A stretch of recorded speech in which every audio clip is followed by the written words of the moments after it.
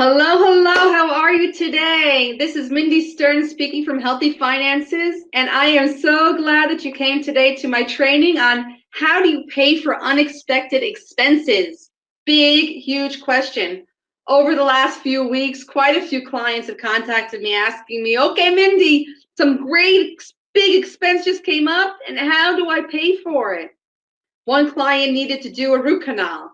Another client needed new glasses, new multifocal glasses. Another needed to pay for driving lessons for one of their children. Another had to pay capital gains taxes, which is, as far as taxes go, that's the best kind of tax that you can pay because that means that you made some money someplace and you're just paying taxes on what you made. But that I could discuss in another training. Anyway, any of these kind of expenses that just pop up, it can be between a few $100s to a few $1,000s. And when you're not managing your money and you have little money saved or no money saved, each of these financial expenses can be devastating. How many of you know what I'm talking about? Thank you. It turns out that, and I think I might have mentioned this before in another training, that more than half of Americans cannot, they do not have the cash to be able to pay an unexpected expense of as little as $500. Pretty scary, pretty scary. That says to me that, never mind what that says to me. The fact is that it doesn't happen, it's not possible, and that's scary because whether you like it or not, there's things that you need to pay with because life happens. So what do you do? Well, it turns out when I'm working with my clients, what I do is I ask them to be in touch with me all the time. Whenever they're going through the process with me, I don't want them to make one decision, even the smallest decision that has to do with money or spending money or using their money in any way. I don't want them to make any kind of decision alone because you need to make decisions in a new way. They need to think differently. They need to ask new questions. They have to be able to manage their money in a totally different way than they've been managing it up until today. Meaning you also need to manage your money in a way completely different than you've been managing it until today so that your financial reality can change forever. Okay, you need to be exposed to new thought processes and learn to ask different questions because the questions that most people are asking today when they have this one-time big expense, non-expected expense that comes up, they say, oh my God, how should I pay for it? Should I pay for it in installments? Should I pay for it on credit? Should I take a loan? They're going crazy, and that's what they're asking me, but it's not the right question because people, you have to understand, if you do not have enough money to pay any expense, whatever it may be, it does not matter how you pay for it. It doesn't matter because any way that you pay for it is going to lead to the same result. It's going to be more debt, more stress, more debt that you have to return. It's going to be less disposable income because you do not have the money. Okay? So it's not a matter of questions such as, where can you get a loan for the best interest rate? Or maybe you can get grace on a loan and start paying it back in 6 months from now or a year. Or the question, should you take a loan from your 401k or your pension fund? Or should you do a reverse mortgage? They're the same questions. They're the same exact questions. And it just goes to show me that the financial institutions have done a really super job at convincing the general population that credit and loans are the answer to creating standard of living. That loans and credit are the answer to solving any kind of financial difficulty. And truth be told, it's the complete opposite. Loans and credit cause financial struggles. Loans and credit reduce your standard of living. So you need to start asking other questions. You need to start looking at your money in a different way. What you want to do is you want to have the money already to pay for unexpected expenses. That's the bottom line. What you need to be doing now is not always struggling to find a more creative way to pay an expense that you don't have money for. What you need to start doing is you need to start managing your money in a different way. You need to manage it, and not let it manage you. Every time something comes up, get into stress. Oh my God, how am I going to pay? No, you need to know what you need to pay for, have the money to pay for it, and pay for it happily. Okay, so now I'm going to tell you 4 different things that you should be doing in order to be able to pay for any kind of expense that comes up. Okay, the first thing here is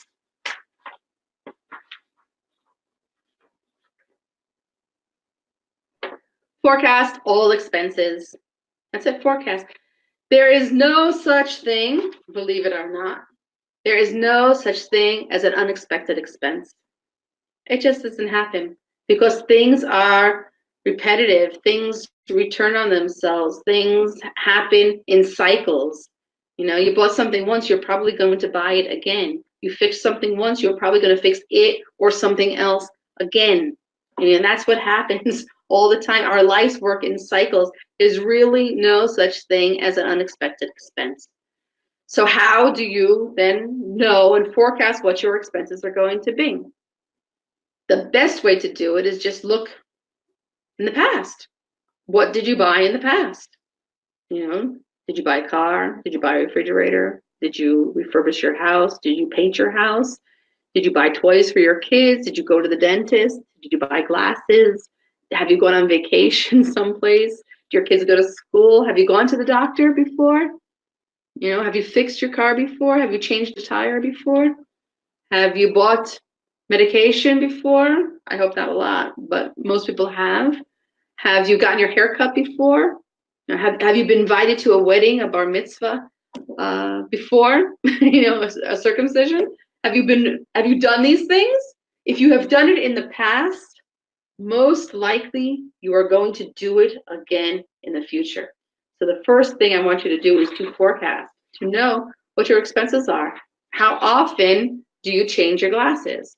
How often has it been historically where you have gotten an expensive treatment in your mouth, dental surgery? It doesn't happen so often, I hope, for you. But how often? And how much did it cost when it did happen? You can forecast all of these expenses. You just have to go back enough time. I would suggest you start off going back just a year. What were your expenses in the last year? Did you have to renew your driver's license? Did you have to renew your car's registration? You know, it doesn't happen every month, but it happens. How much did it cost? You know, did you fix something at home? Your refrigerator, your air conditioner, your boiler? You know, if you did it in the past, you're probably going to do it again in the future. So know what your expenses are. And once you can forecast and you know what your expenses are, what you need to be doing is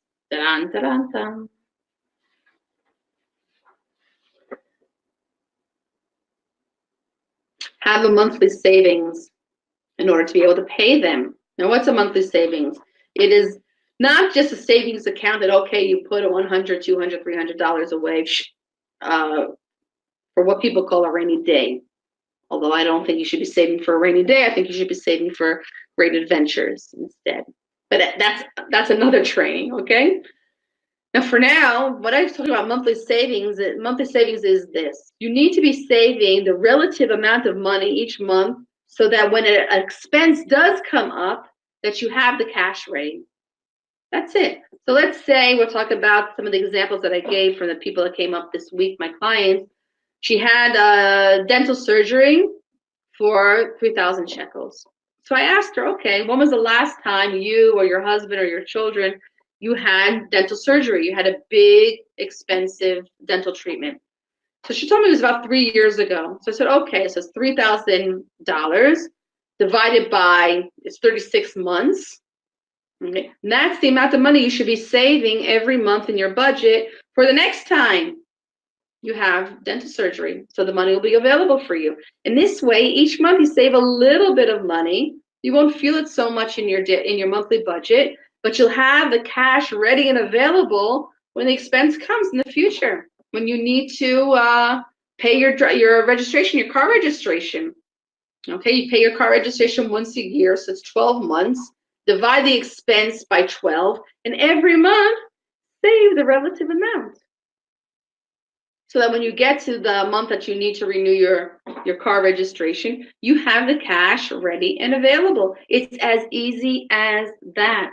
You don't have to get all stressed out. Oh my God, how am I going to pay? Who am I going to get a loan from? What am I going to have to manipulate or not buy this month so I can pay that expense now, and which reduces your standard of living. Super easy all the time. You're saving little bits of money. They're painted, yeah. I call them they're painted because they are supposed to be savings for your summer camp for your kids, your yearly vacation, your car registration, your dental treatment, your glasses if you need them, to fix your car, to buy a new car. And these are all things that you know are going to happen, because the day that you buy a car, you know that in 4, 5, 6, 7 years from now, you're going to buy another one. Simple as that. So as long as you know what the expense is going to be, then you start putting money away for that. And then it'll be small little amounts. It's not hard to save $80 a month, but it is hard to get, $2,400 a month, to find it from someplace. That is hard. But every day to save a little will bring you to a place where you have enough when the expense comes up. Okay, next on the list. Create a reserve fund. Okay? Now you'll see over time you will not need a reserve fund forever, because you will have monthly savings. Okay? But at the beginning, especially at the beginning, when you might not have enough history, or you might have forgotten an expense that you had last year or the year before because you weren't managing your money. So it might have gotten lost in your memory. So until you really have a very strong budget where you know very clearly what your expenses are, there might be a little bit of unexpected expenses. So if you have a reserve fund, let's say around $2,000, maybe a little more, then you'll have enough money that if an unexpected expense comes up, which in the future won't be, but in the beginning there could be, then you'll have a little bit of a savings account to be able to deal with that. It won't put you in stress. You won't have to go into overdraft. You won't have to take a loan. You won't have to pay in installments. You won't be freaking out on how much interest you're going to have to pay on something, or asking your parents to loan you money that you're going to have to pay them back as well. Forget it. Start with a fund, and what you can do is you can build up to this fund. You don't have to have it in one fell swoop. Okay, $2,000 you can put away. Also start building up a fund. Put in every month the amount of money that you can put in. It could be putting in means just sitting in the bank and waiting as well as putting in, but that you have money there. This way you'll always have money. Okay, so you have a reserve fund, you have the savings every month for future expenses. When you do all of that, when you have the money available for future expenses, and you're always in a savings mode where you're saving always a relative amount each month for future expenses, it gives you a lot of flexibility. Up until now, all your big expenses or things that you didn't know were going to happen, and happen all of a sudden, what you've been doing is you've been creating debt in order to pay them, either on your credit cards or installments or taking loans from anyone, from the bank, from your family, from your boss, from your friend. You create all of this debt, and what happens is you have to pay back the debt. So when you pay back the debt, you have less disposable income to buy the things you need to buy. And something comes up, and what do? You don't have any money, so you have to take another loan. And that other loan you have to pay back. Oh, it's crazy. It's a horrible cycle. So you have to pay it back. You have less money, and you go more into overdraft. You have to use more credit. You have to take more loans, and it's a horrible, horrible cycle. But when you do what I'm telling you to do now, where you forecast your expenses and you save a relative amount of money every month towards future expenses, and you create a reserve fund, a liquid reserve fund that you have access to the cash, then you actually have all the time savings. You're accumulating money. You always are having money with you. And when you have money, it gives you flexibility. It gives you the ability to take advantage of opportunities, to have more freedom. First of all, to sleep better at night, to know that you are secure and that you can pay all of your expenses, expected or not expected. It doesn't really matter because you have funds available. But it also gives you the flexibility to decide on changing maybe your priorities. If you have money sitting in the bank and waiting for getting your multifocal glasses, okay, and then an opportunity comes up where you can go with your husband for a long weekend for almost no money, 5 stars, transportation, food, everything included, massages, everything, the works.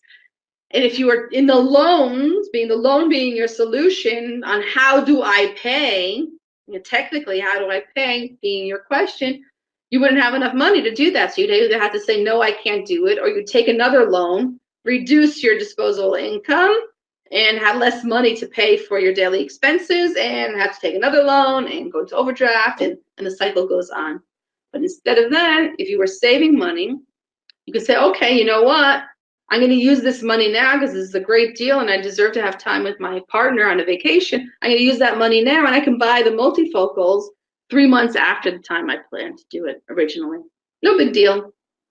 Okay? So you have an opportunity to change your priorities. I had a client once who was saving money to go to Greece. Yes, to Greece with her family. That's what she wanted to do. She wanted to go to Greece with her family, and she was saving a relative amount of money every month in order to go. She figured she would go in a year. And after she did that, she wanted to start taking a course to become a coach. Matter of fact, she has succeeded so much in the process that she did with me on managing her money that she wanted to be a financial coach in healthy finances. So we only work with coaches. So she wanted to take a course to become a coach. Therefore, she can come and learn our methodology and help people deal with their finances like we do. So what happened was she was saving money to go to Greece, and then she had an opportunity for a great price to learn coaching, to go take a coaching course. So what she did is she had already money. What she did was she paid for the coaching course in cash and then started saving again for her trip to Greece. And she had to delay her trip to Greece for 4 months. That was it. But she went. So she did the coaching course and she went to Greece with cash. According to her budget, she didn't have to take any loan. She didn't have to pay on installments. She didn't have to use her credit. Nothing. She had cash in hand because she managed her money. And then by having cash in hand and managing her money, she had flexibility to change her priorities and take advantage of opportunities and actually live her life to the fullest now, instead of being struggling and stressed out and under pressure and always figuring, oh, how am I going to pay? What kind of loan am I going to get? Who's going to give me a loan? Forget it. The answer to your problem is to start managing your money and start managing your money now. I would love to be able to help you to do that. So if you have any questions, you are welcome to write them down below in the questions box. If there are other subjects that you would like me to teach you, to discuss here in our weekly live trainings, please also write them down below in the comments. And if you got value out of this training, if you learned something new, if you think that these tools are valuable and can help you, then please share them with your friends, because I am sure, positive, that they can help them too. So for the time being, I'm Mindy Stern from Healthy Finances, and I am dedicated to your financial empowerment. Have a great rest of the week. Take care.